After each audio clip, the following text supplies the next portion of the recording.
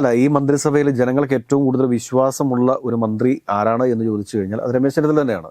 അതായത് രമേശ് ചെന്നിത്തല കൂട്ടിക്കൊണ്ട് ഫിഷറീസ് വകുപ്പ് മന്ത്രി പോയതല്ല, ഈ ഫിഷറീസ് വകുപ്പ് മന്ത്രിയുടെ ചെവിക്ക് പിടിച്ച് രമേശ് ചെന്നിത്തല കൊണ്ടുപോയതാണ്. ഇപ്പോൾ തോമസ് മുമ്പ് സൂചിപ്പിച്ച പോലെ തന്നെ തുഫാൻ എന്ന് പറയുന്ന ഒരു പദ്ധതി, ഈ പദ്ധതി മാത്രമാണ് കേരളത്തിലെ ഈ ഒരു സർക്കാരിന് എടുത്തു പറയാൻ വേണ്ടിയിട്ടുള്ള ഒരു പദ്ധതി എന്ന് പറയുന്നത്. മറ്റൊരു പദ്ധതിയില്ല. ജനങ്ങൾ ഇപ്പോൾ ആകപ്പാടെ വിശ്വാസത്തിലെടുക്കുന്നത് ആരുടെ വാക്കുകളാണ് എന്ന് ചോദിച്ചു കഴിഞ്ഞാൽ അത് രമേശ് ചെന്നിത്തലയുടെ വാക്കുകൾ മാത്രമാണ്. വിജിലൻസുമായി ബന്ധപ്പെട്ട വിസിൽ എന്ന് പറയുന്ന പ്രോഗ്രാം വളരെ ഭംഗിയായിട്ട് മുമ്പോട്ട് പോകുന്നുണ്ട്. ഉദ്യോഗസ്ഥന്മാർക്ക് പലർക്കും ഇപ്പോൾ ഭയമാണിപ്പോൾ. ഈ പറഞ്ഞ ആഭ്യന്തരമന്ത്രിയെ, ഈ വിജിലൻസ് മന്ത്രിയെ ഭയമായിട്ടുണ്ട്. നമസ്കാരം. മത്സ്യത്തൊഴിലാളികളെ കാണാതായ അതിലൊരാളുടെ വീട്ടിലേക്ക് മന്ത്രിസഭയിൽ നിന്ന് കുറച്ചുപേര് പോകുന്ന ഒരു കാഴ്ച, ഒരു വീഡിയോ നമ്മൾ കണ്ടിരുന്നു. അതിൽ രമേശ് ചെന്നിത്തലയുണ്ട്, ഫിഷറീസ് വകുപ്പ് മന്ത്രിയുണ്ട്, MLA മാരും കുറച്ച് ജനപ്രതിനിധികളൊക്കെ ഉണ്ട്. അതിൽ എല്ലാവരും ശ്രദ്ധിച്ചൊരു കാര്യം, ആ വകുപ്പ് മന്ത്രിയിൽ കൂടുതൽ ജനങ്ങളോട് സംസാരിച്ചത് ആഭ്യന്തരമന്ത്രി രമേശ് ചെന്നിത്തലയാണ്. ഒരുപക്ഷെ ചെന്നിത്തലേനെ കൊണ്ടുപോയതും അതുകൊണ്ട് തന്നെ ആയിരിക്കാം. ഇനി 2 ദിവസം മുന്നത്തെ കാര്യങ്ങളിലേക്ക് വന്നു കഴിഞ്ഞാൽ അർജുനായങ്കി വിഷയം, അതിനു മുന്നത്തെ ഓപ്പറേഷൻ തുഫാനായിട്ട് ബന്ധപ്പെട്ടത്, അതുപോലെ ഓപ്പറേഷൻ ഗ്രിപ്പ്, ഈ ഗുണ്ടകളെയും ക്രിമിനൽസിനെ ഒതുക്കാനുള്ള ഒരു പദ്ധതിയാണ്.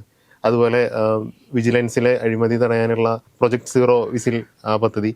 അങ്ങനെ ഈ മന്ത്രിസഭയുടെ ഇതുവരെയുള്ള പ്രകടനം മൊത്തം നോക്കി കഴിഞ്ഞാൽ രമേശ് ചെന്നിത്തല എന്ന ഒറ്റ പേരിലേക്ക് ഒതുങ്ങി പോകുന്ന ഒരു കാഴ്ച നമ്മൾ കാണുന്നുണ്ട്.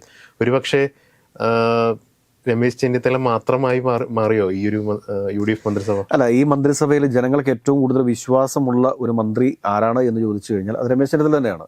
അതായത് രമേശ് ചെന്നിത്തല കൂട്ടിക്കൊണ്ട് ഫിഷറീസ് വകുപ്പ് മന്ത്രി പോയതല്ല, ഈ ഫിഷറീസ് വകുപ്പ് മന്ത്രിയുടെ ചെവിക്ക് പിടിച്ച് രമേശ് ചെന്നിത്തല കൊണ്ടുപോയതാണ് അവിടെ. കാരണം എന്താ വെച്ച് കഴിഞ്ഞാൽ ഇദ്ദേഹത്തെ സംബന്ധിച്ചിട്ട് ജനങ്ങളുടെ പൾസ് എന്താണെന്ന് കൃത്യമായി ധാരണ രമേശ് ചെന്നിത്തലയ്ക്കുണ്ട്. അപ്പോൾ ജനങ്ങൾ മൊത്തത്തിൽ ഈ ഒരു സർക്കാരിന് എതിരായിട്ട് മാറുന്നു എന്ന രീതിയിലേക്ക് ആണ് കാര്യങ്ങൾ പോയിക്കൊണ്ടിരിക്കുന്നത്. ഇത് മനസ്സിലാക്കാനുള്ളൊരു സാമാന്യ ബോധം ആർക്കുണ്ട് എന്ന് ചോദിച്ചു കഴിഞ്ഞാൽ രമേശ് ചെന്നിത്തല എന്ന ഭരണകർത്താവിനുണ്ട്. കാരണം ഇദ്ദേഹം ഇതിനു മുമ്പ് MP ആയിരുന്നിട്ടുണ്ട്, വളരെ ചെറുപ്പത്തിൽ തന്നെ മന്ത്രിയായിട്ടുണ്ട്. എനിക്കൊന്ന് 27-28 വയസ്സിൽ തന്നെ അദ്ദേഹം സംസ്ഥാനത്തെ മന്ത്രിയായിട്ടുണ്ട്. അതുകൂടാതെ കഴിഞ്ഞ ഉമ്മൻചാണ്ടി മന്ത്രിസഭയുടെ കാലഘട്ടത്തിൽ അദ്ദേഹം ആഭ്യന്തര വകുപ്പ് മന്ത്രിയായിരുന്നു. ഇപ്രാവശ്യവും അദ്ദേഹം ആഭ്യന്തര വകുപ്പ് മന്ത്രിയാണ്. ഇതിനു മുമ്പ് പ്രതിപക്ഷ നേതാവായിട്ട് അദ്ദേഹം പ്രവർത്തിച്ചിട്ടുണ്ട്. അപ്പോൾ ഇങ്ങനെയൊക്കെയുള്ള ഭരണപരിചയമുള്ള നല്ല ഒരു ഭരണാധികാരിയാണ് രമേശ് ചെന്നിത്തല എന്ന് പറയുന്നത്. VD സതീശനിൽ ജനങ്ങൾക്ക് ഒരുപാട് വലിയ പ്രതീക്ഷകളുണ്ടായിരുന്നു, ഇനിയും പ്രതീക്ഷകളുണ്ട്. പക്ഷേ അദ്ദേഹത്തിൻ്റെ പ്രവർത്തികൾ പലപ്പോഴും വഴിമാറി പോകുന്നുണ്ടോ എന്ന് കേരളത്തിലെ അദ്ദേഹത്തിന് വോട്ട് ചെയ്ത ആളുകൾ സംശയിച്ചാൽ അവരെ കുറ്റം പറയാൻ വേണ്ടി പറ്റത്തില്ല. എന്താണെന്ന് വെച്ചാൽ അദ്ദേഹത്തിന്റെ പ്രവൃത്തി അങ്ങനെയാണ്. ഓരോ ദിവസവും ഇപ്പം ഈ ബൈ എ കോഫി എന്നും പറഞ്ഞുകൊണ്ട് അദ്ദേഹം ഒരു ഫേം ഉദ്ഘാടനം ചെയ്യാൻ വേണ്ടി പോയി. അതുമായി ബന്ധപ്പെട്ടിട്ട് റിപ്പോർട്ടർ ചാനലിലെ അരുൺകുമാർ പറഞ്ഞ ഒരു അദ്ദേഹത്തിന് മനസ്സിലാക്കിയതിൽ വന്ന പിഴവാണത്. അതിനെ ട്രോളിക്കൊണ്ട് അതിൻ്റെ മുകളിലാണ് ഇപ്പോൾ VD സതീശൻ എന്ന് പറയുന്ന മുഖ്യമന്ത്രി പിടിച്ചു നിൽക്കുന്നത്. കാരണം ആ രീതിയിലാണ് കേരളത്തിൽ റിപ്പോർട്ടിംഗ് നടക്കുന്നത് എന്നൊക്കെയാണ് ഈ സോഷ്യൽ മീഡിയ മാധ്യമങ്ങളിലൊക്കെ വലതുപക്ഷ സൈബർ ഇടങ്ങൾ പ്രചരിപ്പിച്ചുകൊണ്ടിരിക്കുന്നത്. എന്നാലും അതിനൊക്കെ അപ്പുറത്തേക്ക് കാര്യങ്ങൾ ഓരോരുത്തർക്കും അനുഭവത്തിലേക്ക് വരുന്ന സമയത്ത് അവർ കാര്യങ്ങളെ തിരിച്ചറിയും.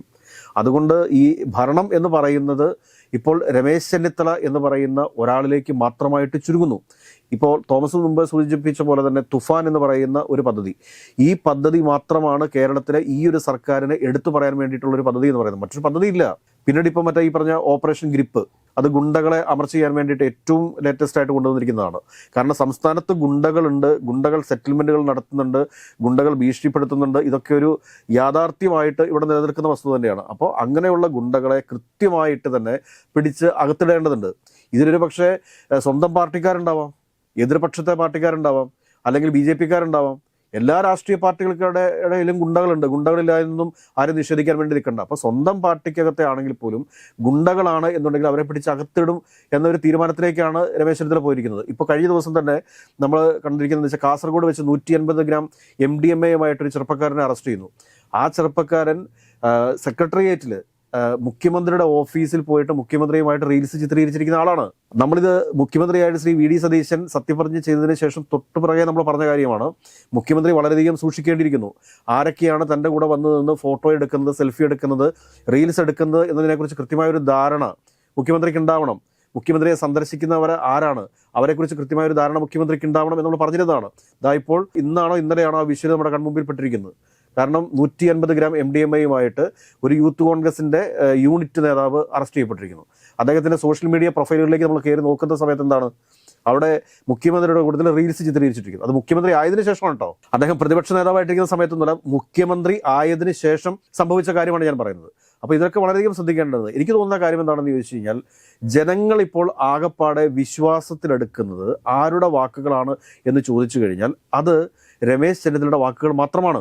അതേ രീതിയിലേക്കാണ് കാര്യങ്ങൾ പോയിക്കൊണ്ടിരിക്കുന്നത്. ഇപ്പോൾ വിജിലൻസുമായി ബന്ധപ്പെട്ട വിസിൽ എന്ന് പറയുന്ന പ്രോഗ്രാം വളരെ ഭംഗിയായിട്ട് മുമ്പോട്ട് പോകുന്നുണ്ട്. ഉദ്യോഗസ്ഥന്മാർക്ക് പലർക്കും ഇപ്പോൾ ഭയമാണിപ്പോൾ. ഈ പറഞ്ഞ ആഭ്യന്തരമന്ത്രിയെ, ഈ വിജിലൻസ് മന്ത്രിയെ ഭയമായിട്ടുണ്ട്. ജനങ്ങൾ സ്വാഭാവികമായിട്ടും ചിന്തിക്കത്തില്ലേ, ഭരിക്കാൻ ശേഷിയുള്ള ഒരുവന്റെ കൈകളിലേക്കല്ലേ ഭരണം കൊടുക്കേണ്ടത്? ആളുകൾ മാറി ചിന്തിച്ചു തുടങ്ങി. സോഷ്യൽ മീഡിയയിൽ അല്ലെങ്കിൽ ഈ സൈബർ ഇടങ്ങളിലൊക്കെ 10,000 പേരോ 20,000 പേരോ വന്ന് നമ്മളെ തെറി വിളിച്ചതുകൊണ്ടോ അല്ലെങ്കിൽ മുഖ്യമന്ത്രിയെ വിമർശിക്കുന്നവരെ തെറി വിളിച്ചിട്ടൊന്നും കാര്യമില്ല.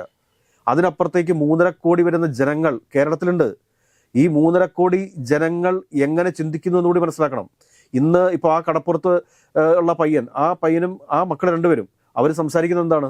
അവർ സംസാരിക്കുന്നത് വെച്ചാൽ ഞങ്ങൾക്ക് രാഷ്ട്രീയമില്ല, ഞങ്ങൾ പറയുന്നത് രാഷ്ട്രീയമല്ല, ഞങ്ങൾ പറയുന്നത് ഞങ്ങളുടെ പിതാവിനെ കാണാതായിട്ട് 11 ദിവസമായിരിക്കുന്നു, ഞങ്ങൾ പറയുന്നത് ഞങ്ങളുടെ വേദനയാണ്, ഞങ്ങളിത് ആരോടാണ് പറയേണ്ടത്? ഭരിക്കുന്ന ആളുകളല്ലാതെ. ഒരു രാഷ്ട്രീയ പാർട്ടിയെ ഞങ്ങൾ കുറ്റം പറഞ്ഞിട്ടില്ല.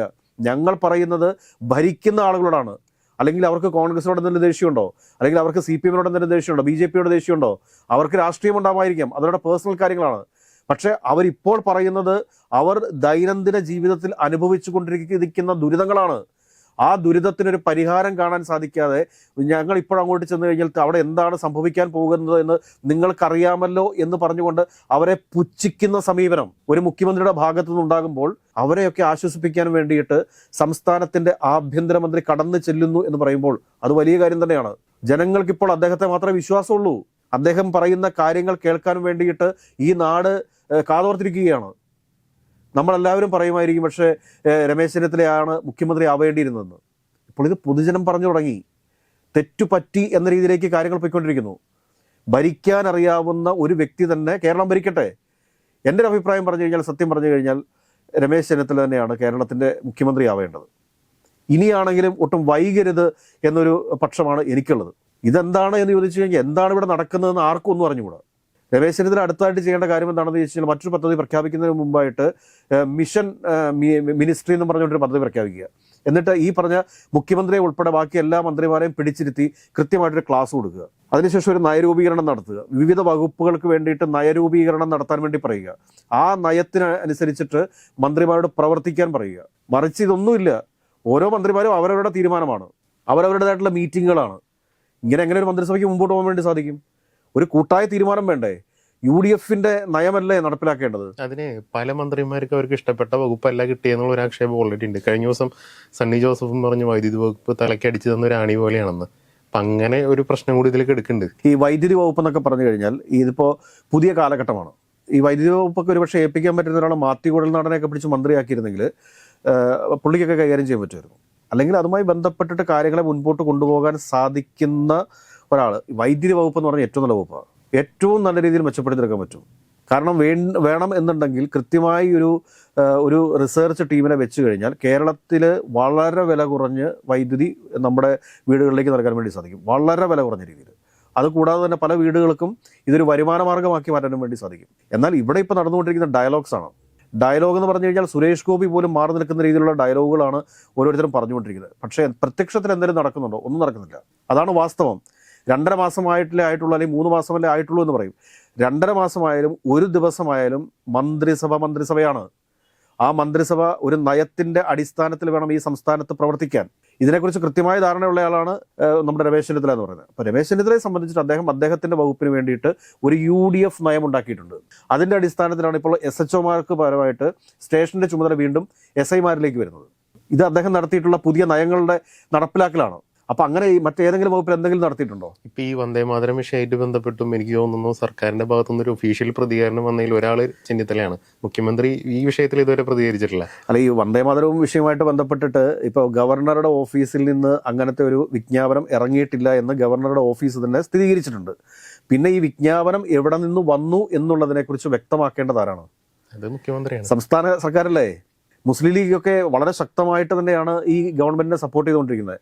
വന്ദേമാതരം അവരുടെ മന്ത്രിമാർ അല്ലെങ്കിൽ അവരുടെ MLAമാർ നിൽക്കുന്ന സ്ഥലത്ത് ആലപിക്കേണ്ട ഒരു അവസ്ഥ ഉണ്ടായിക്കഴിഞ്ഞാൽ ആ കാര്യം ആലോചിച്ച് നോക്കി. എന്തായിരിക്കും അവസ്ഥ? ഇനി എത്ര ദിവസമുണ്ട്? വെറും 5 ദിവസം മാത്രമാണ് സ്വാതന്ത്ര്യദിനത്തിന് അവശേഷിക്കുന്നത്. 5-ാം നാൾ ഈ വന്ദേമാതരം ചെല്ലാതെ വന്നു കഴിഞ്ഞാൽ, മുഴുവനായിട്ട് ചെല്ലാതെ വന്നു കഴിഞ്ഞാലത്തെ അവസ്ഥ എന്തായിരിക്കും? അല്ലെങ്കിൽ അതിനെതിരെ അതിശക്തമായിട്ടുള്ള പ്രതികരണം നടത്താൻ എന്താണ് സാധിക്കാത്തത്?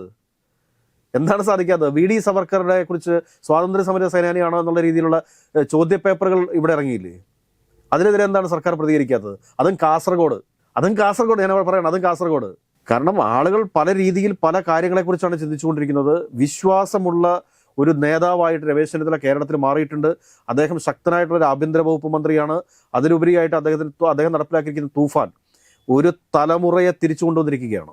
ഈ നാട് നശിക്കുമായിരുന്നു ഈ തൂഫാൻ വന്നില്ലായിരുന്നുവെങ്കിൽ. അതേ രീതിയിൽ നമ്മുടെ കുട്ടികൾ ഈ പറയുന്ന രാസലഹരിക്ക് അഡിക്റ്റായിട്ട് പോയിരിക്കുകയായിരുന്നു. അതിൽ നിന്നാണ് കുടുംബങ്ങളെയാണ് അദ്ദേഹം രക്ഷിച്ചിട്ടുള്ളത്. ആ പുണ്യം അദ്ദേഹത്തിൻ്റെ 10 തലമുറയ്ക്ക് ഉണ്ടാവും, 10 തലമുറയ്ക്ക്. കാരണം അത്രയും വലിയൊരു കാര്യമാണ് ശ്രീ രമേശ് ചെന്നിത്തല ചെയ്തിട്ടുള്ളത്.